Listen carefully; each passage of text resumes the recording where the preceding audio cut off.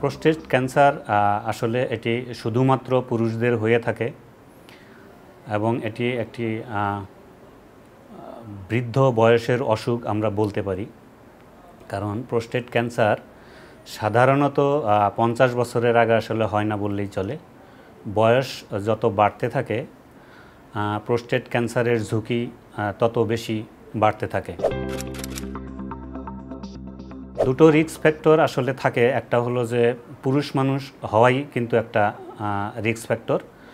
প্রত্যেক পুরুষ মানুষের জন্যই এই রিস্কটা রয়ে গেছে, কারণ আসলে আমরা ইচ্ছা করলেই কিন্তু জেন্ডার পরিবর্তন করতে পারি না। এবং এটা আসলে কত বছর বয়স থেকে বা কীভাবে আমরা এটা বুঝতে পারবো, বয়স যত বাড়তে থাকে প্রোস্টেট গ্ল্যান্ড বড় হতে থাকে এবং প্রস্রাবের সাথে রক্ত আসতে পারে বা প্রস্রাব আটকায় যেতে পারে, অথবা অন্য কোনো লক্ষণ যেমন কোমর ব্যথা নিয়ে আসতে পারেন।